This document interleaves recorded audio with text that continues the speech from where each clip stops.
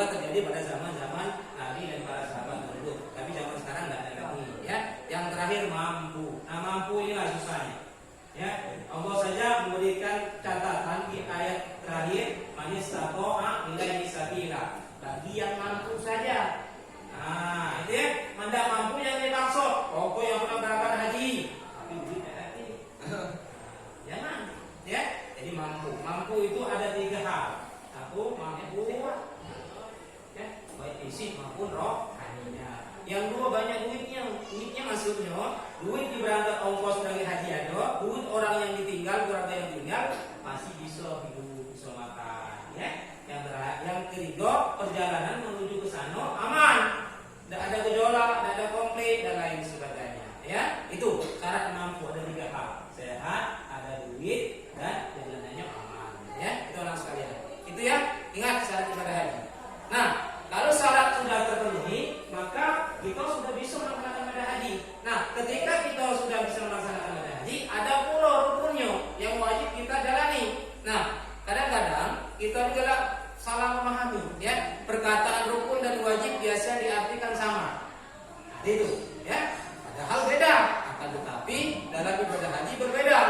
Rukun haji yang itu sesuatu yang menyebabkan haji tidak sah apabila melaksanakan salah satunya dan tidak boleh diganti dengan dam, sehingga harus melakukan haji lagi pada tahun berikutnya. Jadi rukun harus dilaksanakan.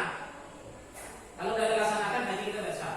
Berarti kita bisa ulang lagi tahun yang akan. Percuma haji lama kita tidak sesuai aturan, tidak sesuai rukunnya, maka haji kita dianggap haji mardud, haji yang ditolak. Terus wajib itu apa? Wajib haji sesuatu yang perlu dikerjakan, tetapi apabila tidak melakukan salah satunya, haji tetap sah dan boleh diganti dengan dam. Dam itu ada denda, ya, denda. Jadi denda. Jadi maksudnya itu bisa dibayar dengan sesuatu barang, ya. Salah satu. Misalnya tadi kan merdeka tidak ada kita, masih bisa untuk melaksanakannya, ya.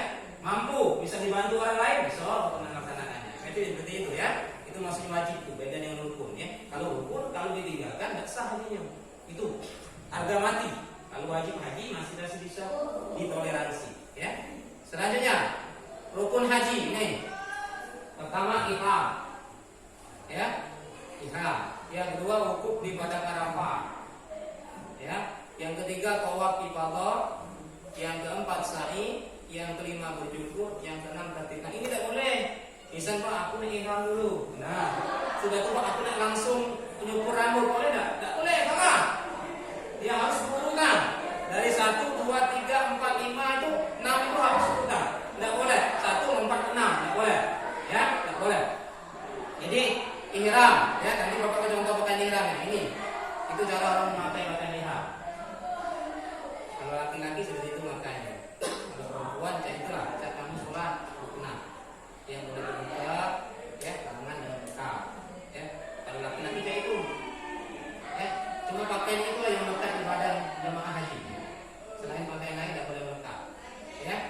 Terus itu contoh wukuf di padang Arafah. Padang Arafah itu nak, konon ceritanya tempat bertemunya Nabi Adam dan Siti Hawa, ya. Padang Arafah itu dinamakan padang Arafah. Karena Nabi Adam dikeluarkan dari surga, Siti Hawa dikeluarkan dari surga akibat makan buah kurdi, akhirnya tumpah. Ya, mungkin Siti Hawa diturunkan di Indonesia misalnya, Nabi Adam diturunkan di kota Madinah misalnya. Akhirnya di mana? Mereka nggak ketemu susah. Akhirnya ditemukanlah di padang Arafah. Ya, di padang di mana nanti kita dikumpulkan untuk melaksanakan wukuf di padang Arafah. Ya, gitu. Yang kedua, tawaf. Ya, tawaf itu ceritanya, ya, ketika Allah Subhanahu wa taala ingin menciptakan manusia, banyak yang komen, termasuk malaikat. Apa ya Allah, kau ingin menciptakan manusia dan manusia itu penuh dengan dosa, ya kan? Kata Allah jawabnya, aku lebih tahu daripada engkau, ya kan? Akhirnya apa? Ketika itulah manusia itu dianggap manusia yang paling mulia. Ketika itulah Nabi Adam, ya, berkeliling di arusnya, Baitul Makmur namanya, berkeliling sampai ujung langit. Itu akhirnya diabadikan dalam sebuah Ka'bah untuk melaksanakan tawaf.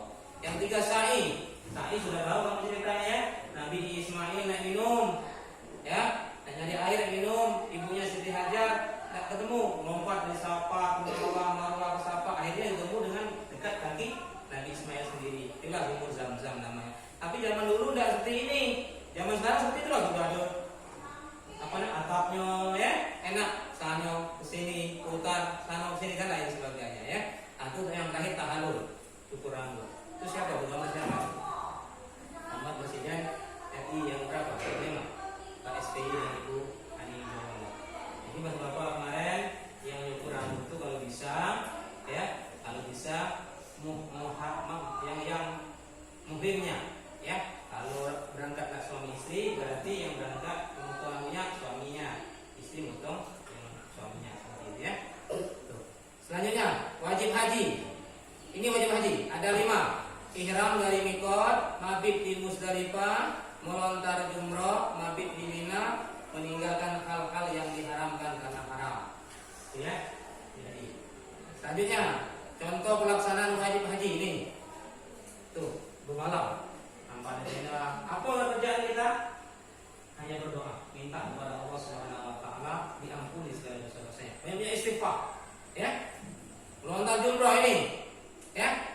Ada sejarahnya 3 itu, ya, Jumratul Ula, Jumratul Wusta, Jumratul Aqabah yang paling tinggi, ya. Yang pertama itu yang Ula itu akibat Nabi Ibrahim dirayu oleh setan. Ketika dia mendapat mimpi dari Allah untuk menyembelih Nabi Ismail. Wahai Ibrahim, biarnya jauh, ya, anak kamu ditunggu di Bodikot yang dulu sembelih kalau mau atas perintah Tuhan. Tidak usah. Akhirnya kok Nabi Ibrahim mengambil batu, dilemparnya setan itu, akhirnya pergi. Yang ketengah datangnya pula ibunda Ismail, Siti Hajar. Kalau mengejar anak yang kau sayangi, kok kau rela untuk disembelih, dikorbankan? Apa? Diambil oleh batu Siti Hajar, dilempar lagi, pergi setan. Terakhir yang besar itu Nabi Ismail, didatangi setan. Wahai Ismail, alangkah bodohnya dirimu. Kok kau tega rela engkau mau disembelih oleh ayahmu sendiri? Apa kata Ismail? Ini adalah perintah Allah yang harus saya laksanakan. Mengambil batu besar, melempar setan, akhirnya mati setan itu. Dan itulah ya kira 3 Jumratul Ula, Jumratul Wusta, Jumratul Aqabah. Ya, yang terakhir itu Nabi di Mina. Itu bermalam sebelum kita melaksanakan kegiatan-kegiatan rangkaian ibadah haji yang lainnya. Ya, itu contohnya. Selanjutnya, sunnah ibadah haji membaca kalimat talbiyah. Siapa yang hafal? Labbaik Allahumma labbaik, labbaik la syarika lak labbaik, innal hamda wan ni'mata wa lakal mulk la syarika lak. Coba kita baca sama-sama. Semoga kita nanti bisa berangkat ibadah haji. Labbaik Allahumma labbaik. Labbaik Allahumma labbaik. Apa suaranya? Labbaik Allahumma labbaik. Labbaik Allahumma labbaik. Labbaik la syarika lak labbaik. Labbaik la syarika lak labbaik. Innal hamda wan ni'mata wa lakal mulk la syarika lak. Itulah kalimat talbiyah. Tapi kalau kita tidak bisa, panjang tidak hafal, cukup labbaik Allahumma hajjan. Labbaik Allahumma hajjan. Labbaik Allahumma hajjan. Apa? Ya, cukup itu saja. Mana hafal lebih baik. Tapi bukan hanya doa ya, kalimat itu yang dibaca, doa yang lain juga dibaca. Ya, doa. Lanjutnya, berdoa sesudah membaca talbiyah, yaitu meminta keridhaan dan surga Allah serta meminta perlindungan dari siksa neraka. Gitu ya. Selanjutnya yang 3, melakukan tawaf sunnah, ya. Setelah tawaf ibadah tadi kita banyak tawaf, ada 3 tawaf yang sunnah ya, kita laksanakan. Yang keempat, membaca zikir ketika tawaf, ya, astagfirullahaladzim, ya, subhanallah walhamdulillah, terus baca deh, gitu ya. Yang kelima, sholat 2 rakaat setelah mengerjakan tawaf, ya, sholat taubat bahasa Arab ya. Itu ada dekat di Ismail, ya. Katanya macam-macam pelaksanaan ibadah haji. Nah, ini anak sekalian. Nah, lihat coba kalian lihat di video. Yang pertama, haji ifrad. Apa itu haji ifrad? Haji yaitu mengerjakan haji lebih dahulu baru mengerjakan umrah. Nah, cara ini tidak wajib membayar dam. Jadi bebas kita dari denda. Ya. Yang kedua, haji tamattu, yaitu mengerjakan umroh lebih dahulu baru mengerjakan haji. Cara ini wajib membayar dam. Nah, jadi wajib ada denda. Kalau kita nak pilih yang kedua, ada dendanya, ada yang harus dibayar. Ya.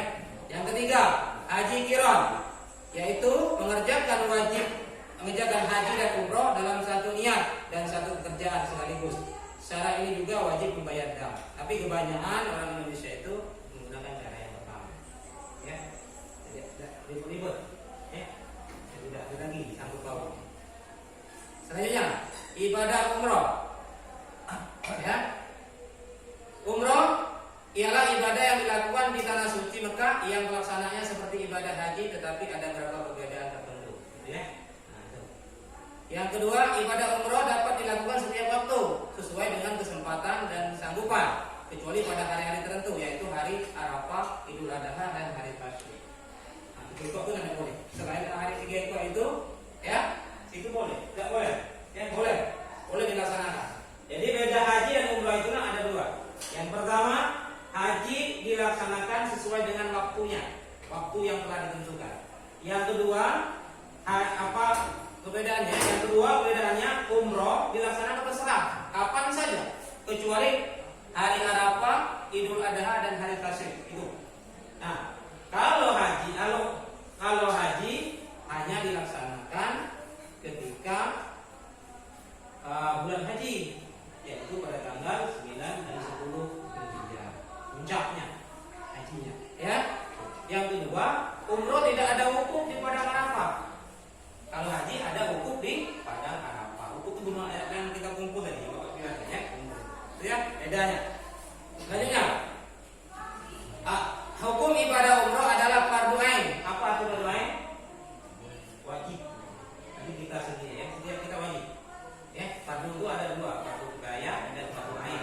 Kalau fardu kifayah, satu saja yang mengerjakan, yang lainnya tidak mengerjakan. Jadi ya, tapi kalau fardu ain wajib setiap kita. Ya, tapi syaratnya bagi yang mampu. Yang mampu jangan ya, pergi balik mak aku punya haji pokoknya. Kau jangan aku punya haji. Kalau mak punya haji, aku borok ya mak. Jangan sampai gitu ya. Selanjutnya, dalil ibadah umrah. Wa atimul haji wal umrata lillah. Dan sempurnakanlah oleh kalian haji dan umrah karena Allah Subhanahu wa taala. Itu ya. Quran surah berapa tuh? Al-Baqarah ayat 196. Ya, itu ada hadis Nabi dari Ummu Makir dari Nabi SAW yang bersabda, ibadah umrah pada bulan Ramadan seimbang dengan ibadah haji. Hadis riwayat Ahmad dan Ibnu Majah. Ya, itu dalilnya. Ingat kan ya? Ini syarat umrah sama ya haji. Ya, ada ibadahnya sama. Islam, sudah dewasa, berakal sehat, mereka istitoah. Ya, itu juga sama. Ya, itunya. Rukun umrohnya. Cuma di situ tidak ada wukufnya. Kalau rukun haji, ihram, wukuf, tawaf, sa'i, bersyukur, tertib. Tapi kalau umroh, ihram, langsung tawaf, langsung sa'i, bersyukur dan tertib. Itu bedanya di rukunnya. Kalau haji ditambah dengan wukuf di padang Arafah. Kalau umroh tidak, karena tidak malam lagi, karena waktunya singkat. Ya. Pertanyaan, jika tidak terpenuhi syaratnya, syarat ini gugurlah kewajiban umroh seseorang. Nah, ya. Rukun umroh tidak dapat ditinggalkan jika rukun umroh tidak dipenuhi, umrohnya tidak sah. Jadi berurutan, ya, jangan sampai kelewat dari 5 itu. Selanjutnya, wajib umroh. Ya, ini ihram dari mikot, tidak berbuat yang haram pada waktu melakukan ibadah umroh. Ya, wajib umroh ini adalah ketentuan yang jika dilanggar ibadah umrohnya tetap sah, tetapi harus membayar denda. Ya, tidak membatalkan umroh. Tapi ini sunnah, ya, sunnah membaca talbiyah, berdoa sesudah membaca talbiyah, sama tadi ya, melakukan tawaf sunnah, membaca zikir ketika tawaf. Sholat 2 rakaat sama dari sunnah haji, ya, jangan bedanya. Ini larangan dalam melaksanakan ibadah haji dan umroh. Ya, yang pertama itu bagi menikah atau dinikahkan. Tidak boleh menikah. Agak dia niat pun haji ini nikah. Kalau haji pokoknya aku nikah kita tidak ada haji. Tidak boleh. Selesai dulu rangkaian ibadah haji. Yang kedua, memakai pakaian yang berjahit. Tidak boleh. Pakaian itu pakaian ihram yang disiapkan oleh panitia haji. Ya. Pakaian tidak berjahit. Kata kononnya dibuat dari berupa goma. Ya. Terus menghilangkan rambut atau bulu badan dan memotong kuku kecuali sakit. Nah itu tidak boleh. Potong rambut tidak boleh. Potong kuku tidak boleh ketika ini. Larang. Kecuali sudah selesai kukunya tadi. Ya. Yang keduanya berburu dan membunuh hewan liar yang halal dimakan. Tidak boleh untuk sapi ini. Kalau belum pada waktunya. Tidak boleh bungkuk, kamu pisau. Tidak boleh. Nanti kamu melanggar aturan haji dan umrah. Ini pelaksanaan haji dan umrah. Bersuci, ihram, niat, berangkat menuju Arafah, membaca talbiyah, sholawat dan doa di Arafah pada tanggal 9 Zulhijjah ya. Berangkat menuju Musdalifah setelah maghrib, di Musdalifah pada tanggal 10 Zulhijjah, di Mina kembali ke Mekah. Apa tujuan kembali ke Mekah? Untuk melaksanakan tawaf berpisah. Ini hikmah ibadah haji dan umrah. Meningkatkan keteguhan dan keyakinan terhadap keberadaan dan keteguhan keagungan Allah.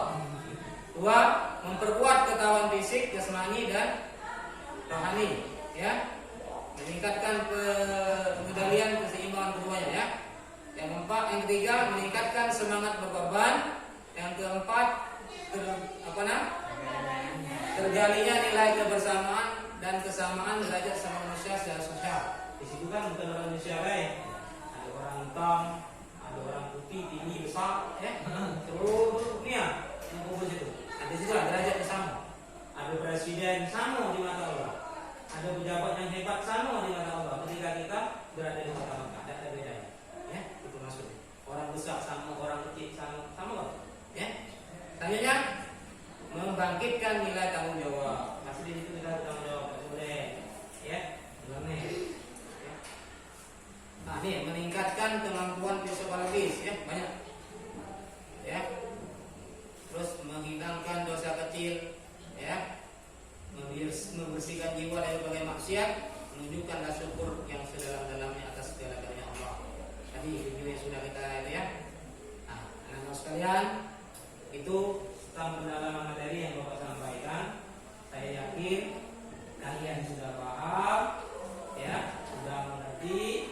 Apalagi tadi Bapak sudah tampilkan video, ya, tentang pelaksanaan ibadah haji dan umrah, dan kalian sudah mengerti semuanya. Alhamdulillah, semuanya bagus dan sudah punya tanya jawab di antara kalian sudah bisa kalian jawab. Nah, inilah materi yang Bapak sampaikan. Setelah ini Bapak berikan kesempatan waktu kurang lebih 5 menit, ya, untuk membaca kembali dan melihat resume plus penjabaran materi Bapak tadi. Setelah itu nanti akan ada pertanyaan yang akan Bapak sampaikan kepada kalian. Ya, bisa 5 menit, ya.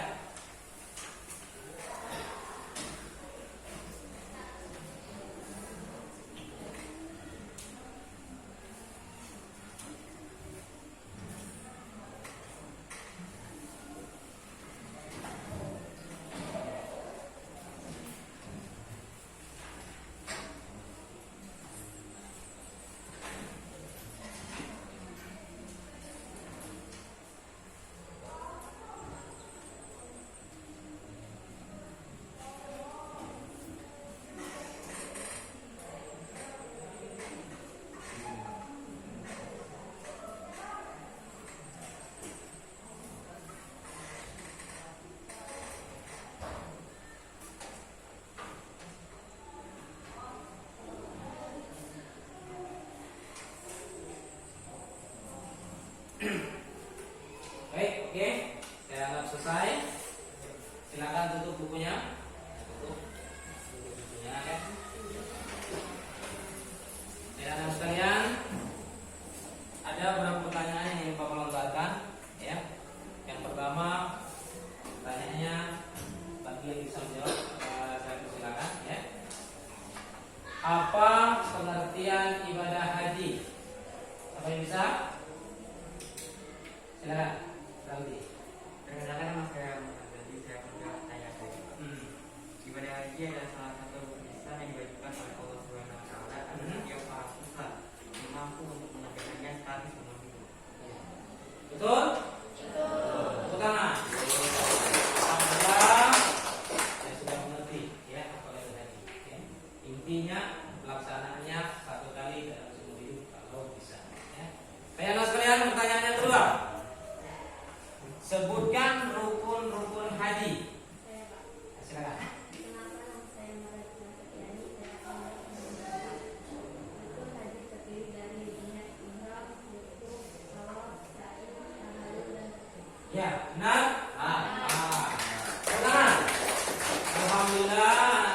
sekalian, materi yang kita sampaikan pada hari ini bisa kalian serap dan bisa kalian pahami, ya. Dan pada akhirnya nanti kita mohon kepada Allah Subhanahu Wa Taala, semoga apa yang kita dapat pada hari ini bisa menjadi berkah bagi kita semua. Ya, anak sekalian, sebelum saya akhiri pertemuan kita pada hari ini, Bapak berpesan, ya, banyak-banyaklah belajar, ya, banyak-banyaklah berdoa, karena ilmu itu bisa kita dapat dimanapun kita berada, tinggal kita saja bagaimana memaknai ilmu itu. Ya. Yang kedua, persiapan diri kalian, karena sebentar lagi kita akan melaksanakan ujian. Ya. Apa yang mendoakan kalian, semoga ketika ujian telah tiba, kalian bisa menjawab soal dan pada akhir nanti kalian bisa mendapatkan nilai yang kalian harapkan. Amin. Nah sekalian, untuk tugas minggu depan, tolong nanti kalian baca-baca, ya, ketentuan bab selanjutnya, yaitu masalah penyembelihan hewan kurban. Insyaallah untuk minggu selanjutnya kita akan membahas tentang penyembelihan hewan kurban. Nanti sebelum Bapak masuk minggu depan, Bapak akan tanya tentang hasil belajar kalian di rumah tentang penyembelihan hewan kurban. Ya, anak sekalian, ini saja mungkin dari Bapak. Silakan rapikan tempat duduk kalian kembali, ya. Nah, siap-siap, ya. Alhamdulillah. Silakan. Sudah rapi semuanya? Ya, sama-sama kita akhiri pertemuan kita pada hari ini dengan membaca lafaz hamdalah. Alhamdulillah. Akhir kalam.